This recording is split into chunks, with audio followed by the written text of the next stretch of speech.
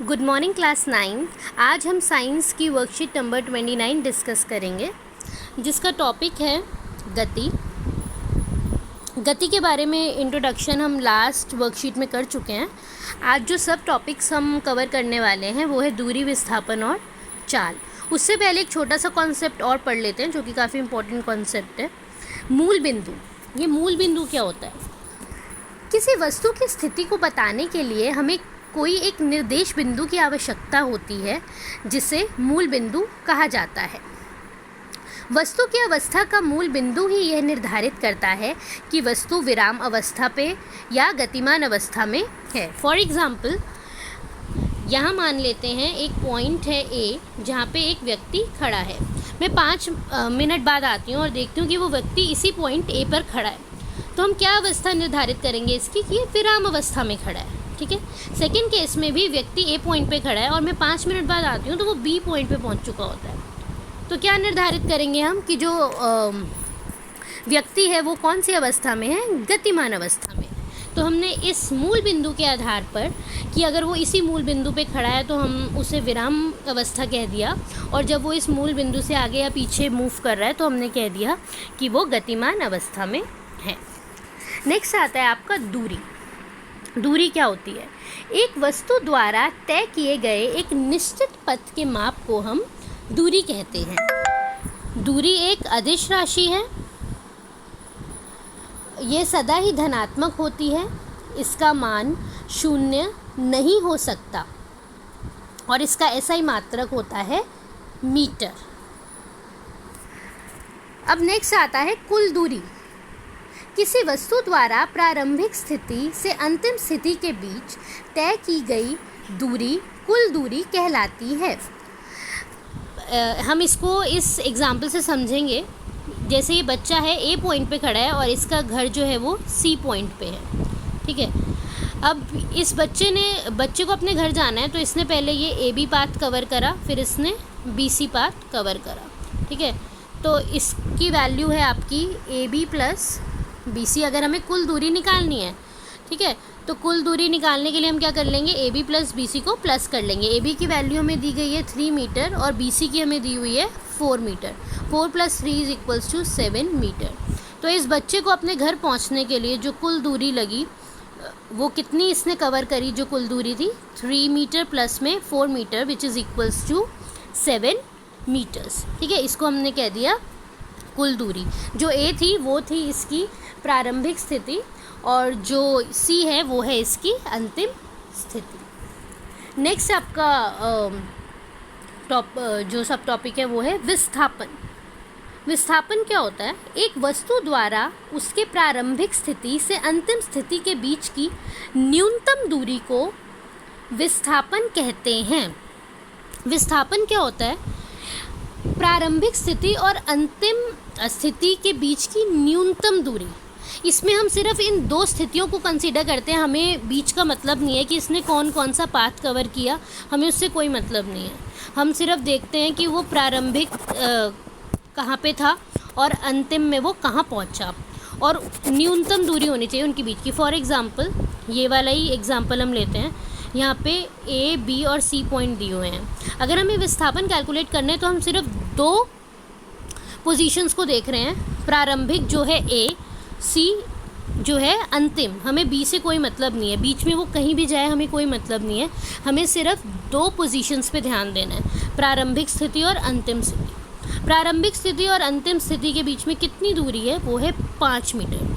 तो विस्थापन कितना हो गया इसके अंदर? 5 मीटर। ठीक है। विस्थापन जो है वो एक सदिश राशि है। सदिश राशि यानी कि परिमाण के साथ साथ इसके अंदर दिशा का भी रोल होता है, दिशा को भी कंसीडर किया जाता है। यह ऋणात्मक एवं शून्य भी हो सकती है। तो ये धनात्मक, ऋणात्मक, शून्य हो सकती है। इसका ऐसा ही मात्रक भी मीटर है। इसको थोड़ा सा और एक्सप्लेन करने के लिए हम एक एग्जाम्पल देख सकते हैं। ये आपने नंबर लाइन जैसी हम एक चीज़ ड्रॉ कर रहे हैं, ये आपने मैथ्स में पढ़ी होगी। ये हो गया 0। राइट में चलेंगे पॉजिटिव नंबर्स आएंगे 3, 4। लेफ़्ट में चलेंगे नेगेटिव नंबर्स आएंगे -1, -2, -3, -4। ठीक है। मान लेते हैं पहले एक व्यक्ति इस पॉइंट पे है जिसे हमने नाम दे दिया ए, फिर वो व्यक्ति चलकर आ गया इस पॉइंट पे जिसे हमने नाम दे दिया बी, ठीक है। उसके बाद बी से वो चलकर आया इस पॉइंट पर जिसको हमने नाम दे दिया सी। तो इस केस में अगर हमें दूरी निकालनी है तो दूरी कैसे निकालेंगे, हम पहले देखेंगे ए से बी चलने में उसे कितना लगा, 2 मीटर। फिर बी से सी चलने में उसे कितना लगा, आप देखेंगे 1 2 3 4 मीटर। देखो जो दूरी होती है वो एक अदिश राशि है, तो उसमें माइनस साइन का कोई मतलब नहीं है, उसमें डायरेक्शन का कोई मतलब नहीं है, हमें केवल उसमें परिमाण देखना होता है, उसमें दिशा का कोई मतलब नहीं है, तो हम सारी वैल्यूज़ प्लस में ही लेंगे। तो टोटल दूरी उसने जो तय करी है वो कितनी हो गई, 6 मीटर, ठीक है। और यही हम अगर विस्थापन की बात करें, तो अगर हम विस्थापन की बात करेंगे तो हमें सिर्फ 2 पोजीशन से मतलब है। पहली पोजीशन जो है ए यानी कि प्रारंभिक स्थिति, और दूसरी पोजीशन जो है सी यानी कि अंतिम स्थिति। हमें मतलब नहीं है वो बीच में कहाँ गया, ठीक है। तो अगर हमें विस्थापन कैलकुलेट करना है तो कैसे करेंगे, अंतिम स्थिति यानी कि -2 माइनस प्रारंभिक स्थिति, प्रारंभिक स्थिति कितनी है, -0, ठीक है। तो क्या आंसर हो गया इसका, -2 मीटर्स। तो जो इसका विस्थापन आया है वो क्या आया है, -2 मीटर्स, ठीक है। तो इससे पहले जो हमने एग्जाम्पल देखा था वो बच्चे के घर वाला, उसमें हमने देख लिया था धनात्मक विस्थापन, ये हमने देख लिया ऋणात्मक विस्थापन। अब एक शून्य विस्थापन का भी देख लेते हैं। अब सी के बाद वापस ये व्यक्ति जो है ए पॉइंट पे आ गया, ठीक है। अब इस केस में जो आपकी प्रारंभिक स्थिति है वो भी 0 है, जो आपकी अंतिम स्थिति है वो भी 0 है, तो विस्थापन कितना हो जाएगा, 0 हो जाएगा। Am I clear. तो आपका विस्थापन कितना हो जाएगा, 0। तो ये तीनों आपको मैंने विस्थापन के बता दिए कि वो 0 भी हो सकता है, वो ऋणात्मक भी हो सकता है और वो धनात्मक भी हो सकता है।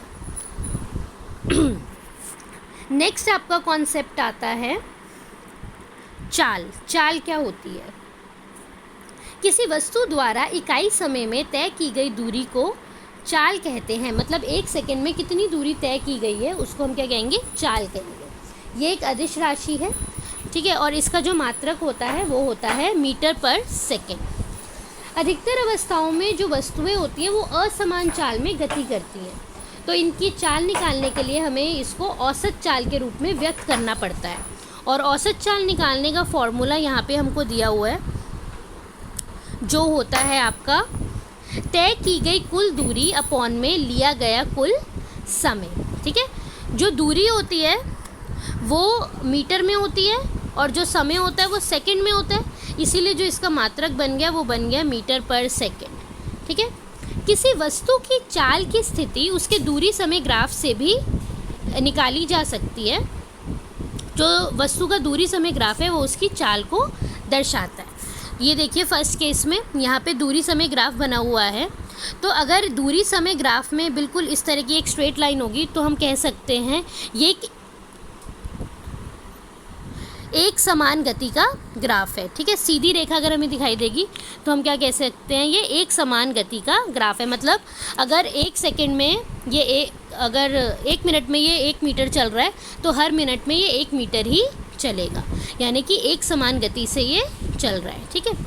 दूसरा ग्राफ हम देखते हैं, अगर बिल्कुल ऐसी ही स्ट्रेट लाइन आ रही है दूरी और समय में, मतलब कि जो वस्तु है वो किस में है, विराम अवस्था में है, इसमें कोई गति नहीं हो रही है, ठीक है। तीसरे में अगर हमें इसे कर्व लाइन दिखेगी तो ये है असमान गति, मतलब इसकी गति जो है वो चेंज हो रही है।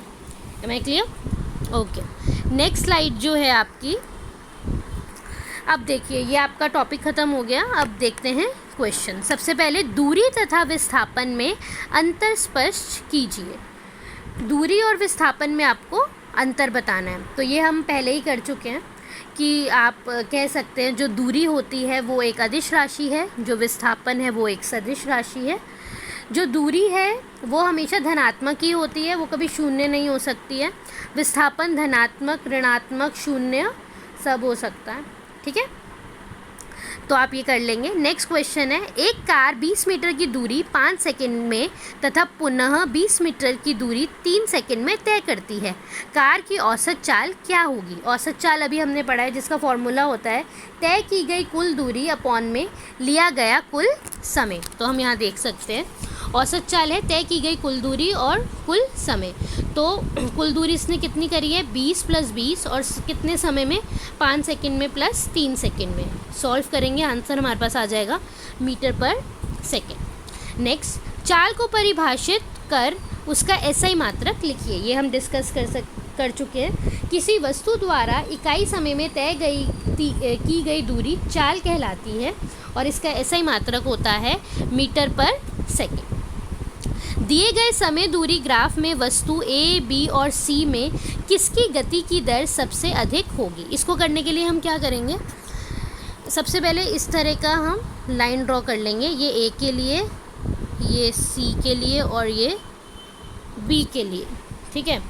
तो अब आप देख सकते हैं कि कम समय में ज़्यादा दूरी किसने तय करी है, तो वो हो गया आपका ए। तो इसका आंसर हो जाएगा ए। Thank you.